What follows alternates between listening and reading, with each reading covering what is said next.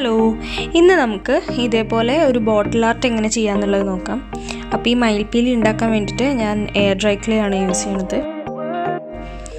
അപ്പോൾ അതിൻ്റെ ആദ്യം നമുക്ക് ആ മാല പോലുള്ളത് ഉണ്ടാക്കാം. അതുണ്ടാക്കാൻ വേണ്ടിയിട്ട് ഇതേപോലെ കുഞ്ഞു കുഞ്ഞു ബോൾസ് ഉണ്ടാക്കാം. അത് കഴിഞ്ഞിട്ട് ഒരു സ്ക്യൂറോ എന്തെങ്കിലും യൂസ് ചെയ്തിട്ട് ഇതിൻ്റെ സെൻറ്ററിൽ ഒരു ഹോൾ ഇട്ടിട്ട് അത് ഡ്രൈ ആവാൻ വെയിറ്റ് ചെയ്യും. എയർ ഡ്രൈ ക്ലേ ഡ്രൈ ആകുമ്പോൾ പൊട്ടൽ വരാതിരിക്കാൻ വേണ്ടിയിട്ട് അതിൻ്റെ മുകളിൽ കുറച്ച് വാസലിനാക്കി കൊടുത്താൽ മതി. ഇനി ഈ മയിൽപ്പീലി ഉണ്ടാക്കാൻ വേണ്ടിയിട്ട് നമുക്ക് ഇതേപോലെ കുഞ്ഞ് ത്രെഡ് പോലെ ഉണ്ടാക്കണം. നമുക്ക് എത്രയും തിന്നാക്കിയിട്ട് ഉണ്ടാക്കാൻ പറ്റുമോ അത്രയും നല്ലത്. പക്ഷേ ശ്രദ്ധിക്കേണ്ട കാര്യം എന്താണെന്ന് വെച്ചാൽ തിന്നായിട്ട് ഉണ്ടാക്കുമ്പോൾ എയർ ഡ്രൈ ക്ലേ പെട്ടെന്ന് ഡ്രൈ ആയി പോവും. അപ്പോൾ ആ ഷേപ്പിൽ വേണം നമ്മളത് അങ്ങനെ തന്നെ വെച്ചിട്ട് വേണം അത് ഡ്രൈ ആവാൻ. ഇല്ലെങ്കിൽ പിന്നീട് നമുക്കത് ഒന്നും ചെയ്യാൻ പറ്റാത്ത അവസ്ഥയാവും. അപ്പോൾ ഞാൻ ഇതേപോലെ ഇങ്ങനെ വെച്ചിട്ട് നമുക്ക് ആവശ്യമുള്ള ലെങ്ത്തിൽ കട്ട് ചെയ്തെടുക്കുകയാണ് ഒരു പ്രിസിഷൻ നൈഫ് വെച്ചിട്ട്. ഇനി ഇത് വെക്കാൻ വേണ്ടിയിട്ടുള്ളൊരു ബേസ് ഉണ്ടാക്കുകയാണ്. ഞാൻ ബേസിന് MCയിലാണ് യൂസ് ചെയ്യണത്. അപ്പോൾ അതിൻ്റെ വൈറ്റ് പോർഷനും ബ്ലാക്ക് പോർഷനും കൂടി ഈക്വലായിട്ട് എടുത്ത് മിക്സ് ചെയ്ത് ഞാൻ അതേപോലെ ഇങ്ങനെ ഒരു പരത്തിയിട്ട് ഒരു ബേസ് ഉണ്ടാക്കി. ഇത് നേരെ വേണമെങ്കിൽ ബോട്ടിലും ചെയ്യാം. ഞാൻ ബോട്ടിൽ ചെയ്യാതെ ഇങ്ങനെയാണ് ചെയ്തത്.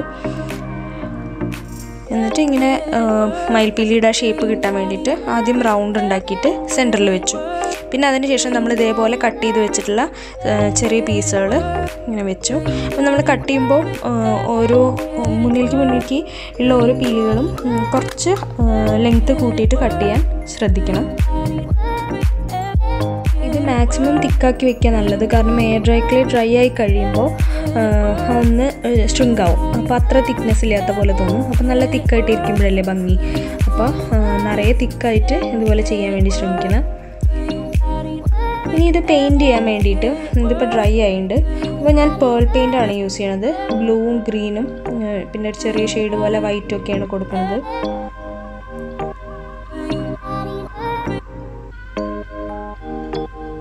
ഈ മാല പോലെ ചെയ്യാൻ വേണ്ടിയിട്ട് ഉണ്ടാക്കിയിട്ടുള്ള ബോളുകളും ഡ്രൈ ആയിട്ടുണ്ട്. അപ്പോൾ അതിൽ നിങ്ങൾക്ക് ശ്രദ്ധിച്ചാൽ കാണും, അതിൽ പൊട്ടലില്ല. അത് വാസലിൻ അതിൽ അപ്ലൈ ചെയ്തിട്ടുണ്ടായിരുന്നു.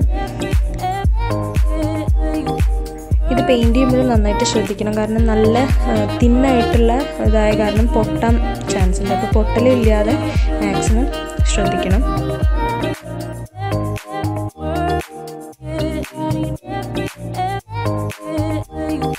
വൺസ് ഇതെല്ലാം പെയിൻറ്റ് ചെയ്ത് കഴിഞ്ഞാൽ നമുക്കിനി ബോട്ടിൽ റെഡിയാക്കി എടുക്കാം.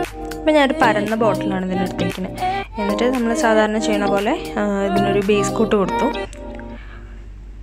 എന്നിട്ട് കുറച്ച് പേൾ കളർ യൂസ് ചെയ്തിട്ട് അതിൻ്റെ താഴെ ഞാൻ ബ്ലൂ കളർ കൊണ്ട് ചെയ്തിട്ട് കുറച്ച് ത്രെഡ് എടുത്തിട്ട് ഒരു ഭംഗിക്ക് വേണ്ടിയിട്ട് ഡെക്കറേറ്റ് ചെയ്യണം.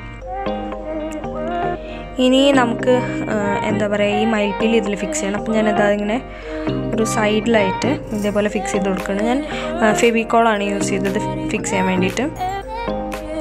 അപ്പം ഇത്രയേ ഉള്ളൂ, നമ്മുടെ ഈസി ആയിട്ടുള്ള ബോട്ടിൽ ക്രാഫ്റ്റ് റെഡി ആയി കഴിഞ്ഞു.